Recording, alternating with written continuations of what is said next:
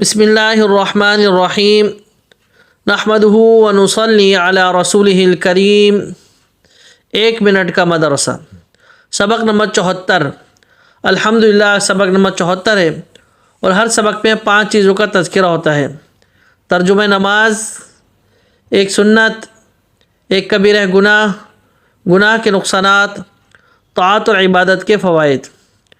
ترجمہ نماز میں ہم لوگوں کی درود شریف چل رہی ہے، تو مجید کا ترجمہ ہوا بزرگی والا۔ تو اب انکا حمید مجید، اس کا ترجمہ کیا ہوا کہ بے شک آپ تعریف کے لائق اور بڑی بزرگی والے ہیں۔ اب جب آپ لوگ نماز میں یہ پڑھیں انکا حمید مجید، اس کا ترجمہ ذہن میں رکھیں۔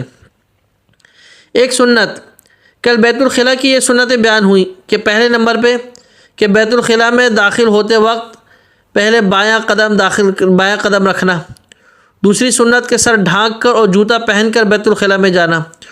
اور آج کا سبق سنت نمبر 3 کہ پیشاب پخانہ کے لیے بآسانی جتنا نیچے ہو کر بدن کھولے اتنا ہی بہتر ہے، کہ جب انسان اپنی حاجت کے لیے بیٹھنے لگتا ہے تو اپنا جسم کھولتا ہے، تو جتنا زمین کی طرف نیچے ہو کر جسم کھولے اتنا ہی زیادہ بہتر ہے۔ یہ نہیں کہ کھڑے پہلے اپنا جسم کھول دے اور پھر جو بیٹھے، یہ سنت کے خلاف ہے۔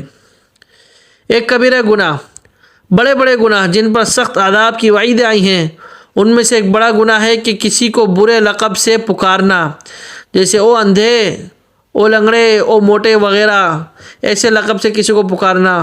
تو یہ کیا ہے؟ کبیرہ گناہ ہے، سخت عذاب کی وعید ہے، اس سے بچنا چاہیے۔ گناہ کے نقصانات، گناہ کرنے سے دل کی مضبوطی اور دین کی پختگی جاتی رہتی ہے، کہ یہ بھی گناہ کا نقصان ہے کہ دین پہ انسان مضبوطی سے نہیں چل سکتا، دین پر اس کا جو مضبوطی ہے وہ قائم نہیں رہے گی، دل کی مضبوطی ختم ہو جائے گی۔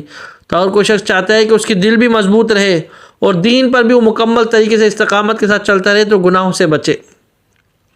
طاعت اور عبادت کے فوائد، ایمان اور نیکی کی برکت سے اللہ تعالیٰ مخلوق کے دلوں میں اس کی محبت ڈال دیتے ہیں اور زمین پر اس کی مقبولیت عطا کی جاتی ہے۔ یہ بھی نیکی کا ایک فائدہ ہے۔ نیکی کرنے کا، عبادت کرنے کا فائدہ کیا ہے کہ مخلوق کے ہر سب کے دلوں میں اللہ پاک اس کی محبت ڈال دیتے ہیں اور زمین پر اس کی مقبولیت ہو جاتی ہے، زمین پر اللہ پاک اس کو مشہور و معروف کر دیتے ہیں۔ اللہ پاک ہمیں ان باتوں کو سمجھنے اور عمل کرنے کی توفیق عطا فرمائے۔ وآخر دعوانا ان الحمد للہ رب العالمین۔